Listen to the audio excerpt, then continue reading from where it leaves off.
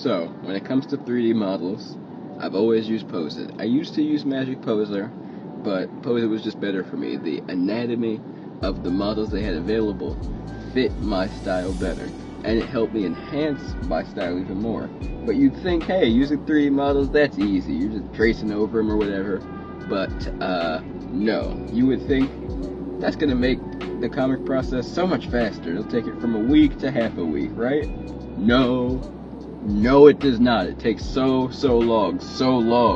This project was open from November 27th, 2023 to April 7th, 2024. That's way too long. It's not even a full, it's a short comic. It's short. It's a one-shot mini comic type thing. And sure, the art is detailed, but it shouldn't have taken that long. But you know what? That's enough for the introduction. Let's get into the actual video. You can choose to use 3D models for several different reasons. The reason I chose to was for the art style I wanted for this series. My natural art style looks something like this, generally, or like this. And although I've improved it a lot, and can and will improve it in the future, it's not exactly what I was looking for this comic. I make a lot of different comics, and my goal is to make them simultaneously, like they're all going to run alongside each other. I'm going to start with 4, but I know Shonen Jump runs like 20 series at once. And that's the ultimate goal, to hit around there. I would think 15 is enough if I'm doing it by myself, but that's a lot of work, and all of them are different stories that require different art styles to set the proper tone. For this one, when I was doing the research to find out what I was looking for, I was really attracted to these type of comic book type of, when I say comic book, like traditional Western DC Marvel comic books type of artworks, but with that really deep hatching and a bunch of cross-hatching that I see in manga, and the line work itself. If you look at the black and white line work for comics, it's really punchy and inspiring. I really love it. The solid blacks, the hatching, all that. And then I love drawing muscles and muscle definition, so I just combine those things heavily. I wanted to implement a lot more Dragon Ball Super type of things in there, like the coloring and shading, definitely, but the simplicity is so perfect for Dragon Ball Super. Say what you will about the Dragon Ball Super art style, if you like the original one better. The first Dragon Ball content I ever saw was Super, the movie with Broly, so I'm really drawn to that type of style. It's bright, it's colorful, all that, but that's just personal opinion. But I wanted to combine all those things into one with the style I already use, and 3D models was the answer for that. So now that I've decided how I want to do the art style, the next step was to make the comic itself. So I did the thumbnails in about a day and a half, 2 days. I just threw on some music and drew a bunch of fight scenes, basically, because the point of this comic was to just give me an idea of how long this series, Fisticuffs, would take to produce, the level of quality I could produce, and how it would look, the vibe of it. It will change in the final comic version. I'm going to simplify it a little bit, maybe use a little bit more of that Dragon Ball aesthetic with the simplicity, tone down the hatching a little bit, because that took really long. And then you have to remember, this isn't black and white. The benefit of manga is when they do black and white, you can really see and appreciate the line work. Not to say you can in other mediums, but when I put color to this artwork, you kind of lost a little bit of the hatching lines, in my opinion. And although it's still, even though it's there, you can still see it, it didn't have the pop that I was looking for. And because color is so important to me, I think I definitely will need to simplify it in the future. Now you're probably thinking, this sounds still pretty simple. Even though maybe hatching takes long, you're still tracing over 3D models, so it should be faster, right? But no, the problem with 3D models is they're stiff looking, they're not natural. And that's what you get whenever you use an asset that you didn't draw by hand. Sometimes it has the tendency to look stiff and unnatural, or like it doesn't belong in the world that you've created. So when I trace over the 3D models, I use finger quotes here when I say trace, I adjust them a lot, and I try to replicate how I would draw if I was actually sketching it out of my head, with the speed and the roughness that I would use to make it look more natural.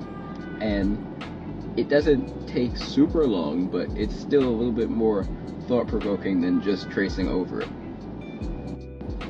The next thing that made this comic take so long was the fact that I'm currently redesigning the main characters of my series. I'm doing that while making the comic. So it took me really long, especially because I wanted to make them look more realistic. I wanted to change them a little bit, make them resemble closely the culture that their specific martial art comes from. And sometimes it's kind of hard to convey a character's culture with a stylized aesthetic, you know? So that was a little bit of a hurdle. I feel like it looks good enough. I'm very happy with it. I'll change it slightly, but for the most part, these characters are what they're gonna look like. Like, the faces won't change too much, just the art style itself. But what made this art come together the most was references. I used so many references for everything, which is what allowed me to put so much detail into it, especially more than I would usually, because the real world has a lot of mini details that you might not think of if you're just drawing, so it helps to have it next to you. So like when I drew the jeans, I looked at some jeans, I looked at how they looked, like the distressed look, some lines for that, all the wrinkles, how jeans wrinkle differently than, per se, a leather jacket would or a gi would. I tried to implement that as well, and just make a clear distinguishing between different textures and different materials. I looked at shoes to make the shoes more detailed. I looked at boxing gloves. I looked at different athletes' physiques. I looked at different faces, hairstyles, all that. I got reference for everything. Now, sometimes you might not be able to find the exact perfect reference, but that's where creativity takes over and you just kind of fill in the gaps the best you can. But if you're willing to stick with it and search, you'd be surprised how close a reference you can find to what you were looking for originally. Now, the actual production of the comic, long but straightforward. You do the sketches, you do the character's likeness, you do the outfit, all that, and then you do the inks, colors, shading, all that. Then it came to the background, which I will say I cut corners on a little bit, which always bothers me in these one-shots because I have so much time I put into the characters themselves, and then I don't consider the background as much as I should. I've gotten better with that, especially in the things I make now, but this comic was started last year, so it still suffers from some of those artistic things that I hadn't grown from yet. But I will say, it doesn't take you out of the experience too much because the characters pull your focus. At least that was the intention. So even though it took me long, I took a few breaks during production, and it took me a minute to figure out exactly how I wanted this comic to look. I'm proud of the final result, and it will play a huge part going forward in the actual serialization that I'm working on. And in conclusion, I would just say, using 3D models doesn't guarantee you a certain result. It's very much linked to how good you are in the beginning. So if I look at, I use the same Poseit 3D models trying to draw the same characters years ago, months ago, and you can see the results are very different from what I have now, and that's just because as an artist I've improved. Once you trace over the 3D model, what do you do from there? That's one step that you've taken care of, but there's still a bunch of steps to bringing art to life that you can't capture with a 3D model. You can use it for a lot of things, but in the end you need to add your own influence to that to get the result you want. So if you look at the old art I made using 3D models, my grasp of anatomy and composition wasn't as good, so I leaned heavier on the 3D model than I do now.